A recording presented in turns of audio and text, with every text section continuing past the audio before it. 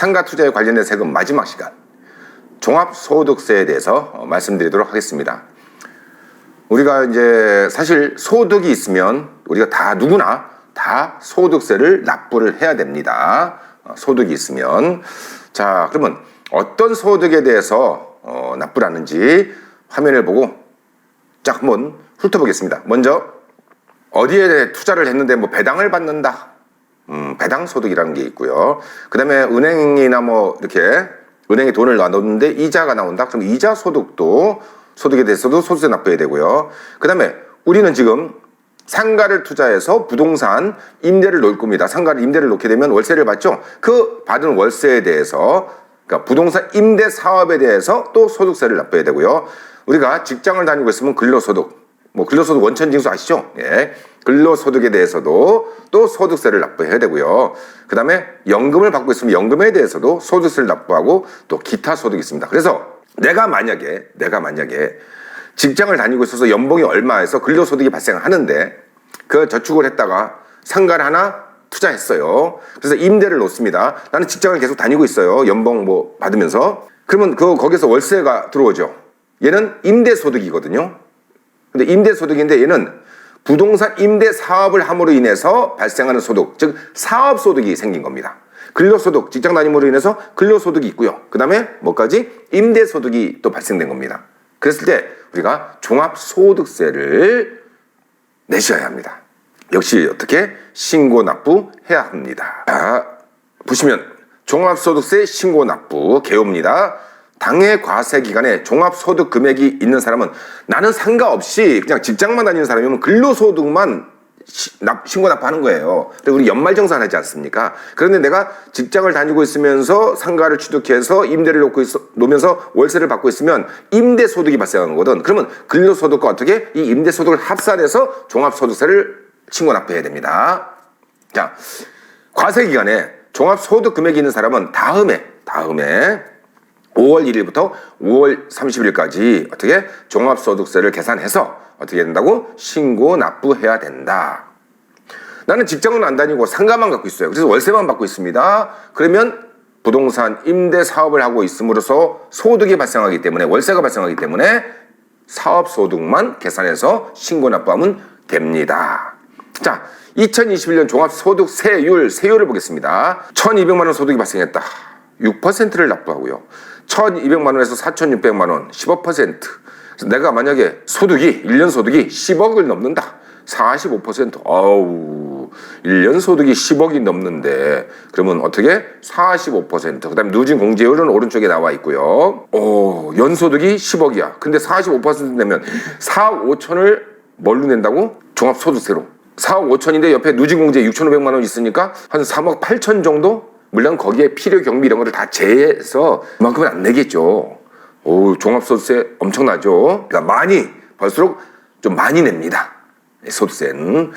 자, 그럼 뭐 양도세도 마찬가지고요. 자, 보겠습니다. 종합소득세 계산 흐름도입니다. 종합소득 금액, 이자, 소득 발생, 배당, 사업, 부동산 임대하면 그다음에 근로 거의 대부분은 우리가 근로 직장을 다니면서 상가를 취득해서 임대를 놓게 되면 이 사업소득하고 근로소득을 합해서 종합소득세를 계산해야 되고요.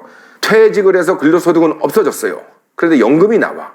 근데 상가를 갖고 있어. 그러면 연금소득하고 사업소득, 부동산 임대 사업소득 합해서 종합소득세를 신고 납부해야 됩니다. 자, 일단 마이너스 소득공제 뺍니다. 보니까 이 소득공제가 되게 많은데 샘플만 기본공제, 본인 얼마, 배우자 얼마, 부양가족 얼마에서 일단 공제를 합니다. 전체 소득금액에서 기본공제, 뭐 추가공제 여러 가지 있는데 그 기본공제에서 내가 배우자가 있으면 배우자, 자녀들을 지금 2명 양육하고 있으면 그분에서 일정 금액을 어떻게 공제를 합니다. 종합소득금액에서. 그래서 이 부분은 우리가 집착하기는 어렵고요. 세무사님들한테 맡겨야 됩니다. 일반적으로. 종합소득 과세 표준을 이제 곱해야 되겠죠. 종합소득 과세 표준이 나왔습니다. 여기에다 뭘 곱합니까? 세율을 곱합니다. 세율은 좀 전에 봤죠? 금액에 따라서 종합소득 금액에 따라 세율이 다르죠? 6%에서 45%.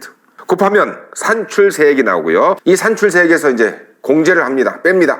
뭘? 세액 공제, 세액 감면 해서 기장을 했을 때 공제받거나 뭐 전자신고를 했을 때 일정 금액을 공제받거나 여기 보험료 의료비 같은 것들을 또 공제를 받습니다. 그 공제받은 금액에서 더합니다. 뭘? 무신고, 뭐 이건 안 하면 되겠죠. 예. 그래서 이런 것들이 있으면 가산이 돼서 얼마? 가산세를 이제 더하고 거기에 뭘 뺍니까? 이미 납부한 세액, 소득세, 중간 예납세액, 뭐 수시부가세액, 원천징수세액 이런 것들을 뺍니다. 이 원천징수세액은 어떤 경우 내가 직장을 다니면서 상가에서 임대수익을 받고 있어. 그럼 근로소득과 임대소득이 발생하죠. 그럼 직장 다닐 때는 연말정산하죠. 그리고 원천징수하죠. 월급 지급할 때 원천징수하지 않습니까? 그런 것들을 미리 이제 나중에 종합소득금액에서 어떻게 한다? 공제한다는 뜻입니다. 그래서 납부할 세액이 나옵니다. 뭔지 모르게 복잡하죠? 복잡한데 사례를 하나 가지고 우리가 그냥 간략하게 이 부분은 세무사한테 맡겨야 되지만 우리는 간략하게 이 정도가 소득세가 발생한다 정도 사례를 가지고 한번 보도록 하겠습니다. 자, 종합소득세 계산입니다. 아까 양도소득세 모의 계산은 국세청 홈택스에 들어가면 우리가 할 수 있었죠.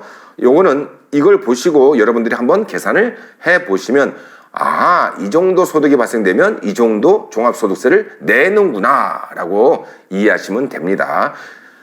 근로자분들은 그냥 당연히 회사에서 알아서 다 계산을 하고 원천징수 매월 급여를 지급할 때 원천징수를 하고 연말에 정산하지 않습니까? 예. 그러나 이렇게 임대사업을 하시는 분들, 상가투자에서 월세를 받는 분들은 이 계산을 좀 하셔야 됩니다. 서울에 살고 있는 A는 상가 201호를 소유하고 있는데 다음과 같이 임대소득이 발생하였다. 자, 물음에 답하면 임대소득 12개월 곱하기 400만 원 부가세 별도 그래서 얼마? 4,800만 원의 임대소득이 발생했습니다. 그리고 그 4,800만 원의 임대소득이 발생한 그 기간 동안에 비용이 1,100만 원이 들어갔어요. 어떤 경우? 대출이자 비용이죠. 상가 취득할 때 받은 대출, 이자, 뭐 재산세 해서 비용이 1,100만 원이라고 가정을 한 겁니다. 가정. 더 많을 수도 있고 훨씬 더 적을 수도 있고요. 자, 임대소득 금액은 얼마인가? 물음 1. 자, 밑에 보시면 해답 1. 얼마입니까? 3,700만 원이라고 되어 있죠. 왜? 월세는 연 4,800만 원을 받았는데 여기에 뭘 뺐어? 예, 비용. 구세청에서 인정하는 비용 1,100만 원을 공제했기 때문에 실제 임대소득 금액은 얼마? 3,700만 원이다. 자, 물음 2입니다. 임대소득만 있을 경우 종합소득세는 얼마인가? 자, 한번 볼까요? 임대 수입 4,800만 원, 그 다음에 비용 1,100만 원 뺐고요. 그러니까 소득 금액이 얼마? 3,700만 원. 이렇게 됐습니다. 여기에 종합소득 공제해서 800만 원을 뺐어요. 이게 배우자, 뭐 그다음에 내가 부양하는 가족, 나 본인 해서 그 공제되는 금액들이 있습니다. 그 금액을 다 더했더니 800만 원이 나왔다. 가정에서 800만 원을 뺐고요. 그러면 과세 표준이 얼마입니까? 2,900만 원이 됐습니다. 여기에다 이제 뭘 곱합니까? 세율을 곱합니다. 자, 과세 표준이 얼마? 2,900만 원. 세율이 몇 퍼센트? 15%. 한번 세율을 볼까요? 종합소득세 세율 봤더니 지금 과세 표준이 2,900만 원이네요. 어디에 해당되나요? 보니까 1,200만 원 초과 4,600만 원 이하.